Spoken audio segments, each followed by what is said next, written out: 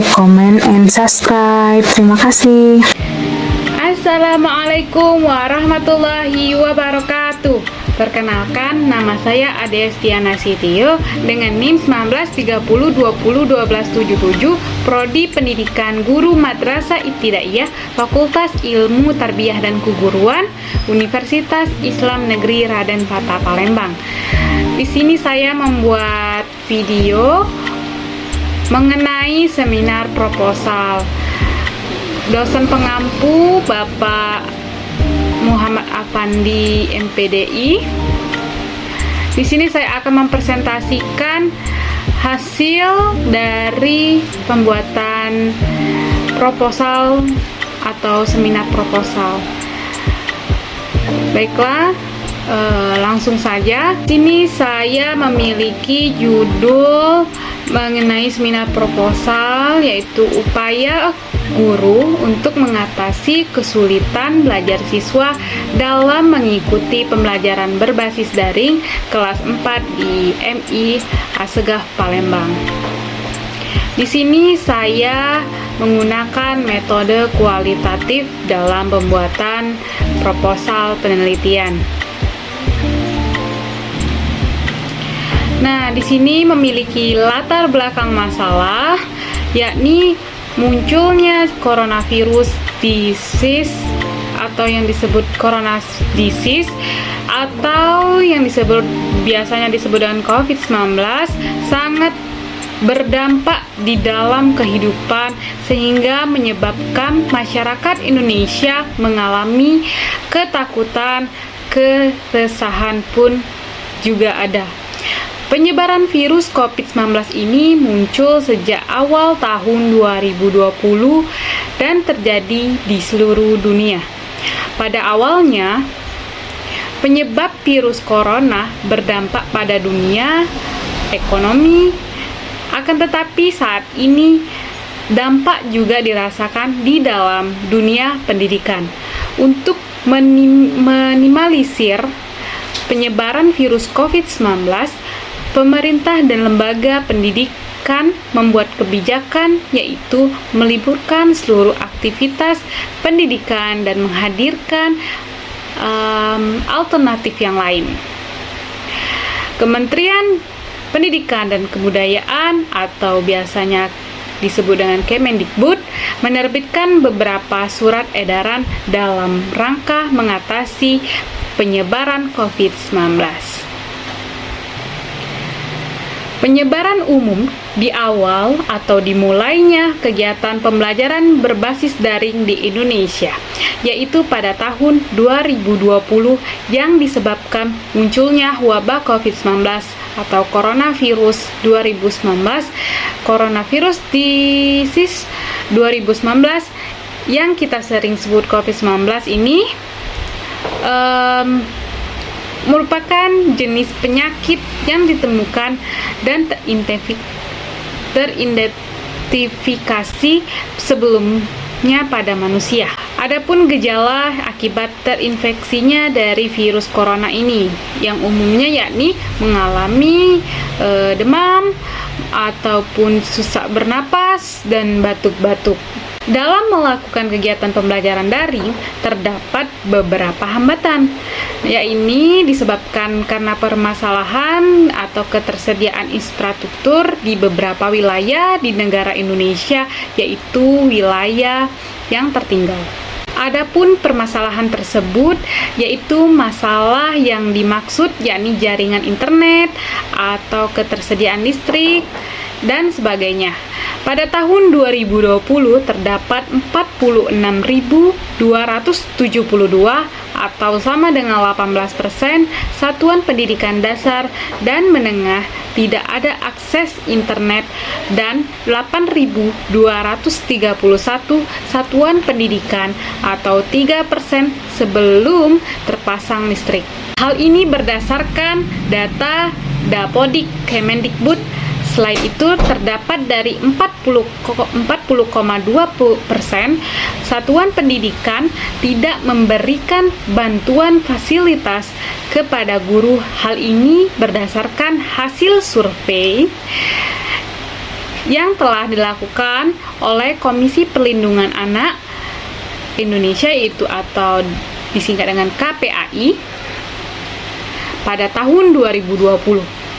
Sehingga hal ini menyebabkan kegiatan pembelajaran dalam jaringan tidak berjalan seperti yang diharapkan. Hal ini terjadi disebabkan karena tenaga pendidik, orang tua, dan peserta didik banyak mengalami masalah teknis dalam proses pembelajaran.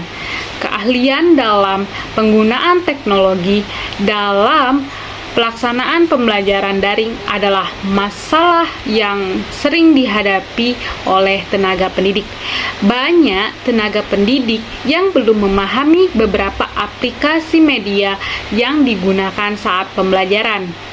Guru-guru banyak yang belum ahli dalam menggunakan e-learning ataupun Google Meet, Zoom Meeting, ataupun Schoology, dan yang lainnya. Hingga hal tersebut menjadi penyebab munculnya beberapa masalah pada proses pembelajaran serta hasil pembelajaran yang dipelajarkan.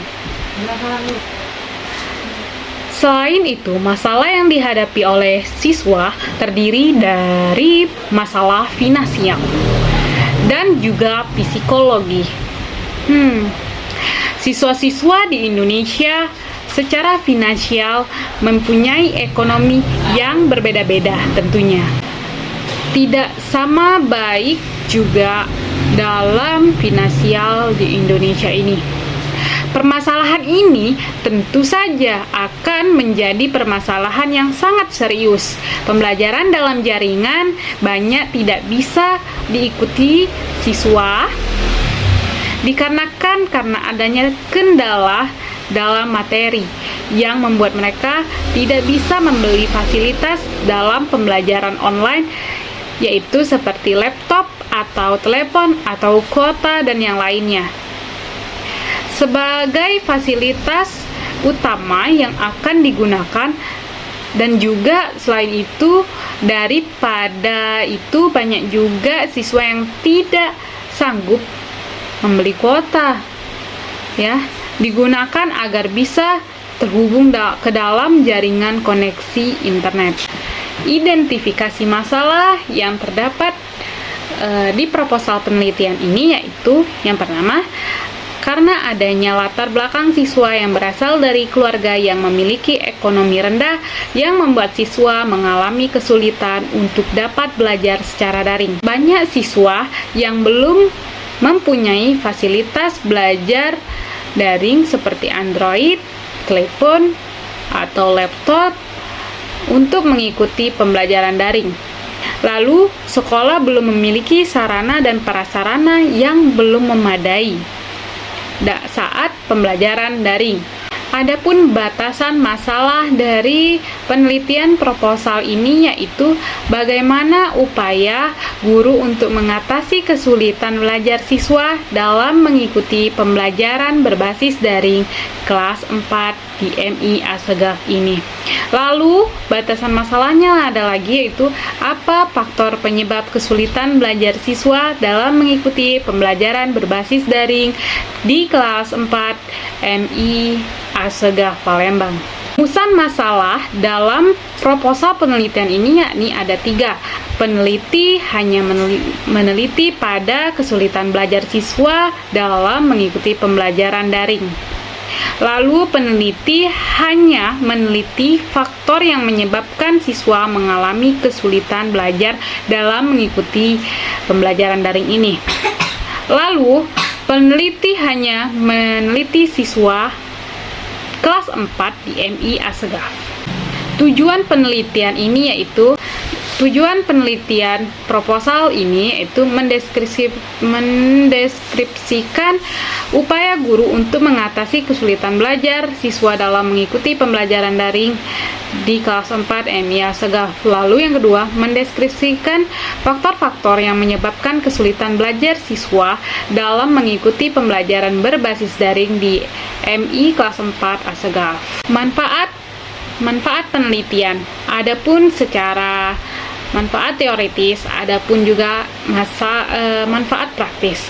Manfaat teoritis yaitu Penelitian upaya guru untuk mengatasi kesulitan belajar siswa dalam mengikuti pembelajaran daring diharapkan bisa menjadi sumber informasi untuk mengatasi permasalahan yang terjadi dalam kegiatan pembelajaran. Ya, lalu sebagai referensi bagi peneliti-peneliti yang berkaitan dengan upaya guru untuk mengatasi kesulitan siswa dalam mengikuti pembelajaran daring. Lalu manfaat praktis. Manfaat praktis itu ada untuk bagi guru, bagi siswa, bagi peneliti. Bagi guru, manfaat dapat mengetahui kesulitan-kesulitan yang dialami siswa terutama dalam mengikuti pembelajaran daring, sehingga dengan begitu guru dapat menemukan cara dalam mengatasi kesulitan tersebut dan membantu meningkatnya prestasi siswa. Kemudian bagi siswa, yaitu dengan mengetahui kesulitan apa saja yang dialami siswa, maka mereka bisa mendapatkan pembelajaran yang lebih baik sekaligus meningkatkan prestasi belajar. Bagi peneliti, manfaat peneliti ini mengetahui penyebab kesulitan belajar siswa dalam mengikuti pembelajaran berbasis daring dan upaya yang bisa dilakukan mengatasi masalah tersebut. Dan teori, yakni ada upaya guru. Lalu kita mengetahui dulu pengertian dari upaya. Upaya adalah sebuah usaha ataupun ikhtiar untuk memecahkan masalah dan mencari solusi dari persoalan yang ada. Karena sebuah persoalan pasti ada jalan keluarnya dan bisa diselesaikan. Lalu ada pengertian dari guru. Arti dari guru ialah guru merupakan orang yang mempunyai tugas untuk memberikan ilmu pengetahuan dan dapat mempersiapkan peserta didiknya agar menjadi manusia yang berguna bagi nusa dan bangsa. Adapun peran dan tugas guru. Peran guru memiliki banyak sekali peranan, terutama di dalam dunia pendidikan. Guru adalah pengajar yang ada di sekolah atau yang sering disebut dengan pendidik dan dituntut untuk memberikan ilmu yang dimilikinya, memberikan nasihat dan memandu siswa kepada perilaku yang baik, dan yang lainnya. Guru merupakan orang profesional yang bertugas untuk mengajar, memberikan didikan, lalu mengevaluasi dan menilai anak didik pada saat proses pembelajaran. Tugas guru. Guru adalah sosok yang bersosok yang pemimpin. Lalu guru seorang yang memiliki hak dalam membentuk kepribadian, watak, dan jiwa peserta didik agar menjadi seorang yang bermanfaat dan lebih baik lagi untuk kedepannya. Selain itu, guru mempunyai tugas mempersiapkan manusia yang mempunyai perilaku baik dan bisa membangun bangsa dan negara serta dirinya sendiri. Adapun menurut Nana Sayodi Sukamadinata yang dikutip oleh Rama Yulis menjelaskan bahwa orang yang berkedudukan dan menjadi pusat utama dalam mengembangkan pendidikan yaitu seorang guru. Adanya interaksi antara guru dan murid merupakan inti dari pendidikan karena pada dasarnya kunci untuk mencapai tujuan.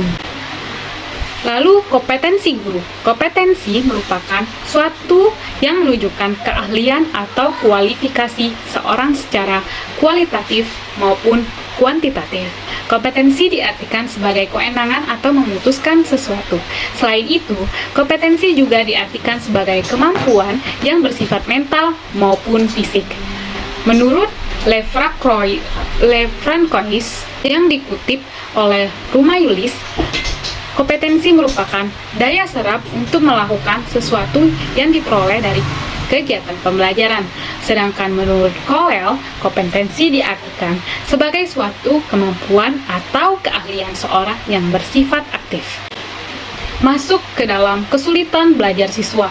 Pengertian kesulitan belajar ialah suatu keadaan di mana seorang mengalami hambatan dalam proses belajar sehingga menyebabkan hasil belajar yang kurang baik dalam pembelajaran dan belum mencapai tujuan pembelajaran. Dari pengertian itu, maka dapat dikatakan bahwa salah satu menjadi kriteria yang menentukan apakah siswa mengalami kesulitan belajar atau tidaknya, yaitu sejauh mana ia terhambat dalam mencapai tujuan pembelajaran. Menurut Daliono yang dikutip oleh Rofiki menyatakan bahwa kesulitan belajar yaitu keadaan yang membuat siswa tidak dapat melaksanakan kegiatan belajar yang sepertinya atau seharusnya nih.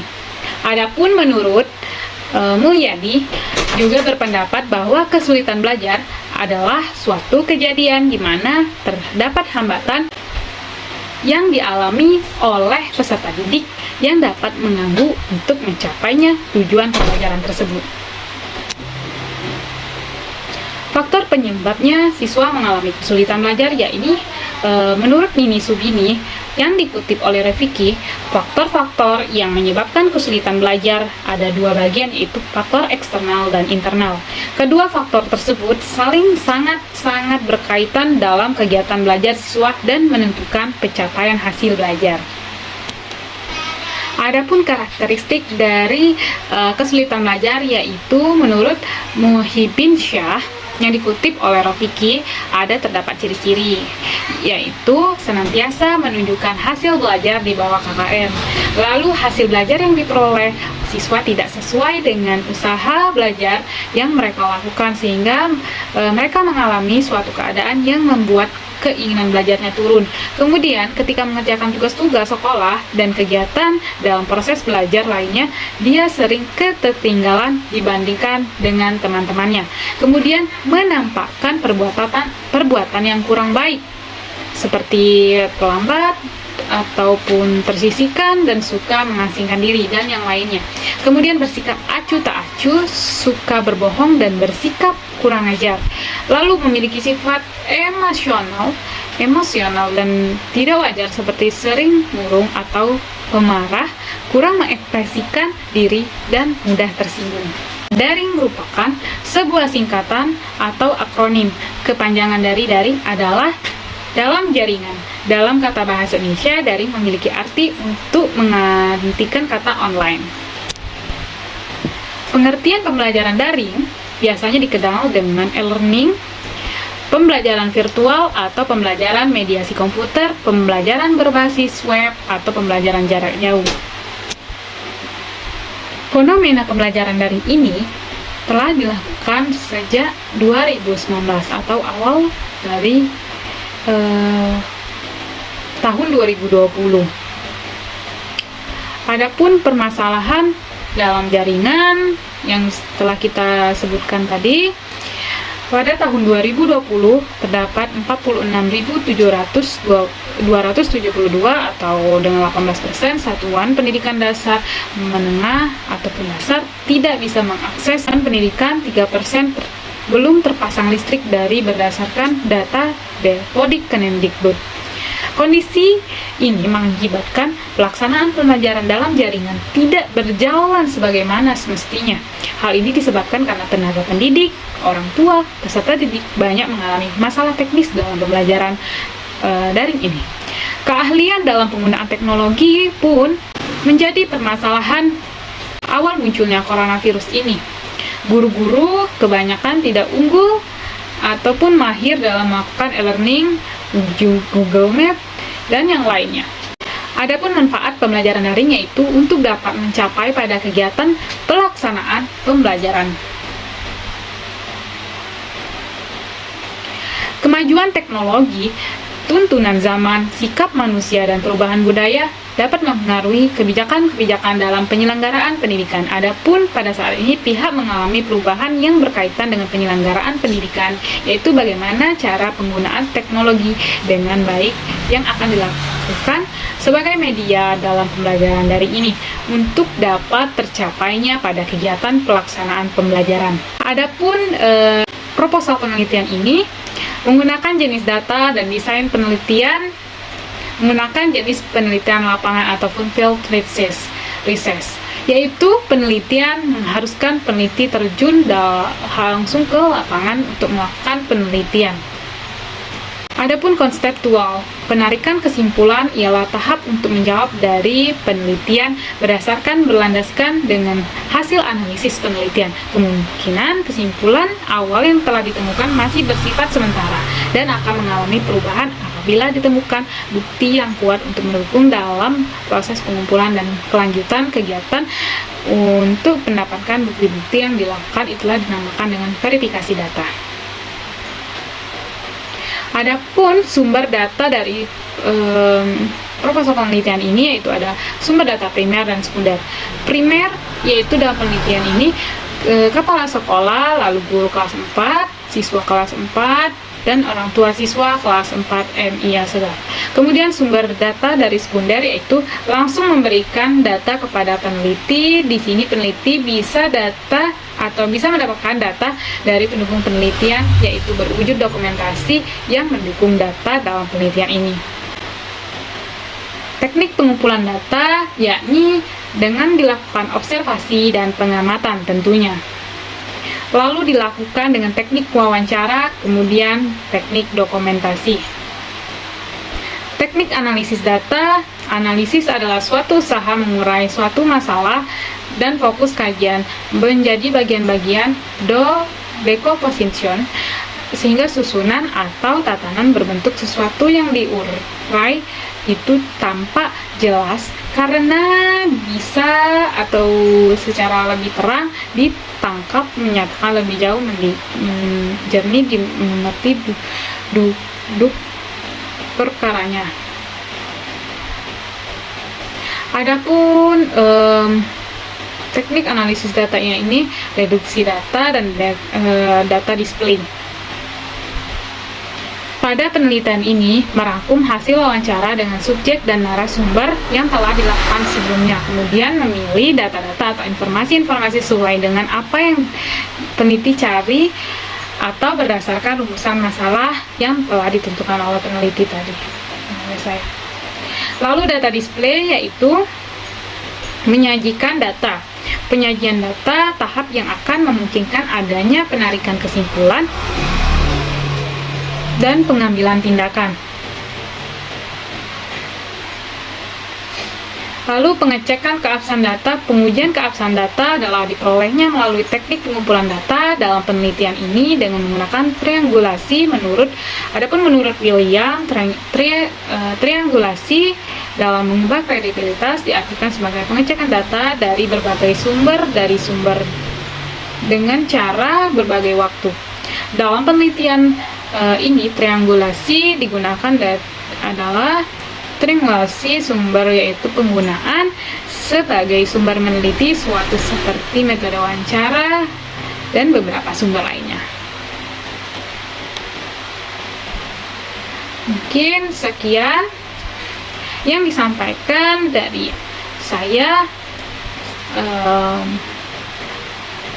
untuk menjelaskan atau mempresentasikan dari hasil proposal penelitian ini. Semoga bermanfaat. Mungkin itu saja, saya ucapkan terima kasih. Wallahu muwaffiq ila aqwamit thoriq. Wassalamualaikum warahmatullahi wabarakatuh.